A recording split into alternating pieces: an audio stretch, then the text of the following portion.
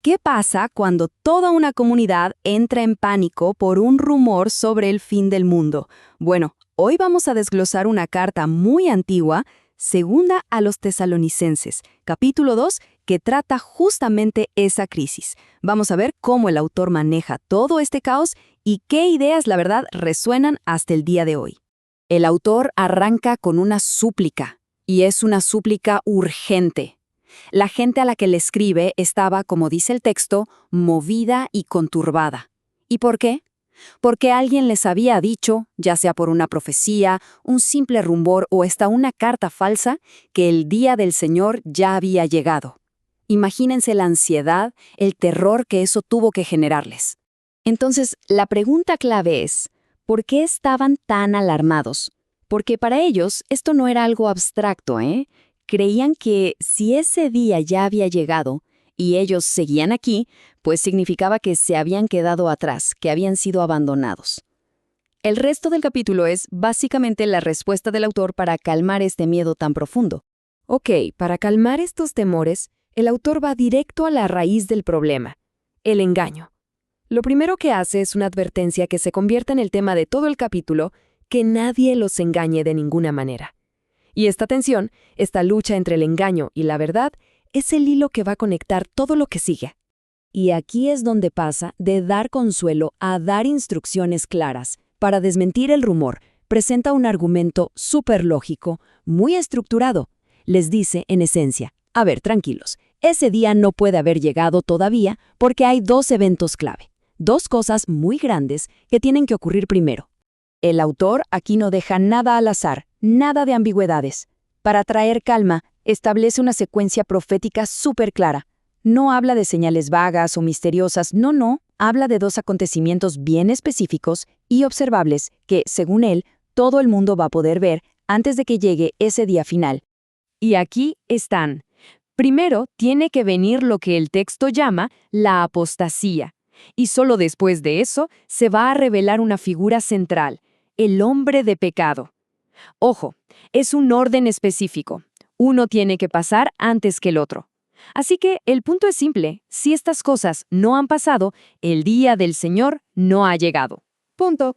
A ver, desglosemos la primera señal. Apostasía. Básicamente se refiere a una rebelión a gran escala, un abandono masivo de la verdad, de las enseñanzas que antes se consideraban sagradas.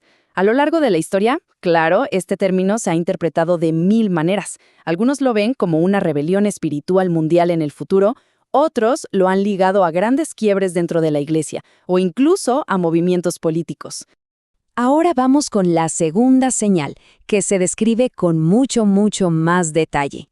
Después de esta gran rebelión, surge una figura, a quien el texto llama el hombre de pecado. Es importante decir que esto ha generado siglos de especulaciones, ¿eh?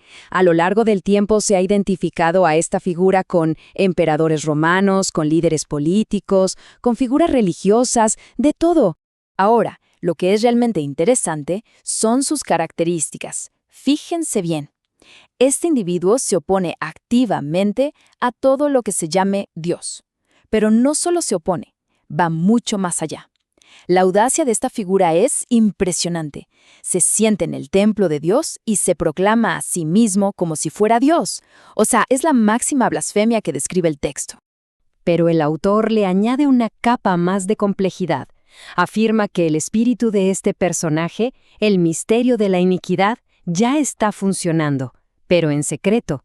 Es como una fuerza oculta que está moviendo los hilos, preparando el escenario para la gran revelación de este inicuo.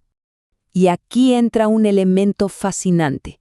El texto dice que hay quien al presente lo detiene, una fuerza, un poder, que lo está frenando, que impide que este hombre de pecado se manifieste con todo su poder. La identidad de esta fuerza, bueno, si es una persona, un gobierno, un poder celestial, ha sido un debate intenso por siglos, lo que le añade todavía más intriga a la profecía. Y esta comparación ilustra perfecto el conflicto final. Por un lado, el poder del inicuo viene de Satanás y se manifiesta con falsos milagros y engaños. Por el otro lado, en contraste total, el Señor lo derrota no en una batalla física, sino con el poder de su palabra, el espíritu de su boca y la pura majestad de su presencia, el resplandor de su venida. Pero, a ver, ¿por qué alguien caería en este engaño? El texto da una razón muy, muy específica. Y no es por falta de inteligencia, es por una decisión del corazón. Se pierden porque no recibieron el amor de la verdad para ser salvos. Es un rechazo activo a la verdad lo que los hace vulnerables al engaño. Y la consecuencia de ese rechazo es grave. El pasaje dice que por esta razón Dios mismo les envía un poder engañoso para que crean la mentira. Es una idea fuerte, ¿no? El rechazo constante de la verdad puede llevar a un punto donde se pierde por completo la capacidad de ver qué es real y qué no. Después de toda esta descripción profética tan intensa, el autor vuelve a su propósito original. Vamos a ver cómo usa esta profecía no para asustar, sino para darles una base sólida, para construir firmeza y esperanza en su gente. Aquí está la instrucción práctica.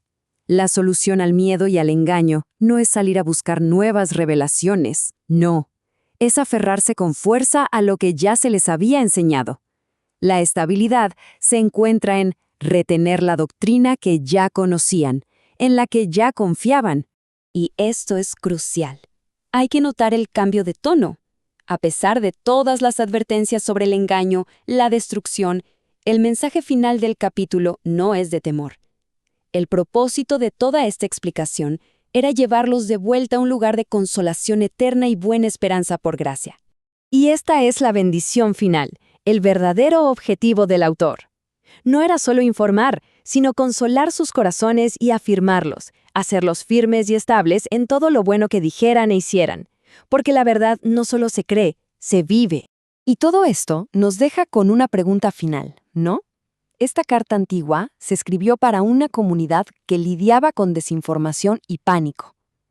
En nuestra era, donde los engaños pueden ser igual o más poderosos, ¿qué papel juega el aferrarse a una verdad fundamental?